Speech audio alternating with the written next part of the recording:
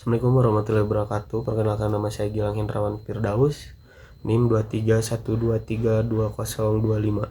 Di sini saya akan menerangkan dan mempresentasikan karya ilmiah tentang seni reak dan aspek musikalnya.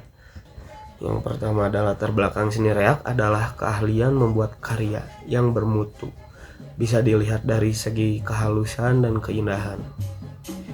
Seni meliputi banyak kegiatan manusia dalam menciptakan karya visual, audio, atau pertunjukan yang mengungkap imajinasi, gagasan, atau keprigelan. Teknik membuatnya untuk dihargai keindahannya dan salah satu kesenian di Indonesia, khususnya di Jawa Barat. Terdapat salah satu bentuk kesenian yaitu seni reak. Menurut Hendy pada tahun 2016, seni reak merupakan salah satu aspek yang tidak bisa lepas dari kehidupan manusia dilihat dari perspektif manapun.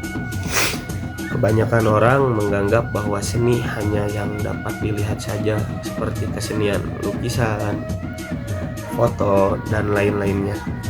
Lebih jauh dari itu, sebenarnya apabila memperhatikan siklus dari kini bangun sampai kita tidur lagi, semua terdapat aspek seni reak.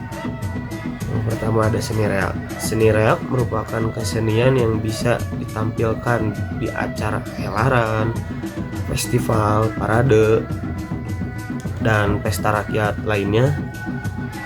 Dalam pertunjukan seni reak terdapat unsur pertunjukan seperti unsur musikal, teatrikal, dan ritual. Dari ketiga unsur tersebut digabungkan menjadi satu, maka akan terbentuk menjadi sebuah lagu. Jauh bentuk musik sebagai sebuah karya yang menghadirkan keindahan, musik juga digunakan sebagai media yang mempengaruhi pikiran dan tingkah laku manusia. Hal yang paling utama dari pertunjukan ini adalah keramaian atau kemeriahan, agar masyarakat yang menonton, terutama anak-anak, ada orang tua yang di dalam kesenian reak tersebut memiliki unsur musikal yang meliputi tempo, melodi, irama, dan bunyi. Seperti yang telah disebutkan di atas bahwa seni reak ini merupakan perpaduan dari berbagai jenis kesenian yang menghasilkan suatu bentuk seni yang ramai. Sorak-sorak para penonton menjadi bagian dari pertunjukan seni reak ini. Karena sorak-sorak dari pemain dan penonton, itulah maka kesenian ini dinamakan seni reak. Diambil dari kata sorak-sorak, yaitu gemuruh, tetebuhan, dan bahasa Sunda yaitu susurakan atau eak-eakan. Dan sehingga jadilah kesenian yang dinamakan seni reak, yang ditulis oleh Hendy pada tahun 2016. Dan di dalam kesenian seni reak itu ada unsur musikal, unsur-unsur musikal. Aspek musikal di dalam seni reak dibagi menjadi dua. Menurut Banjung, dalam wawancara penelitian berpendapat bahwa ada dua tokoh di Cederuik yang mengembangkan seni reak tahun 1960-an. Ada dua tokoh dengan dua kreativitas yang berbeda. Pertama, Aki Rama mengembangkannya tidak memiliki pola disebut dogdog 5. Ritmiknya juga keras atau kencang. Yang kedua itu ada Bah Juarta yang memiliki kunci biasa disatukan dengan ibingan atau tarian yang ngalagena, yaitu kunci tepakan. Yang pertama Durrahman, yang kedua Murag Tumpeng, yang ketiga Ping Ping Cap Cap, dan yang keempat Domanini. Dari musik yang repetitif memang cenderung membawa kita ke alam bawah sadar secara tidak langsung. Susunan pola tabuh pada seni reak yang pertama yaitu ada Kilingkit, lalu diikuti oleh tong, lalu ada blung, ada bamplak.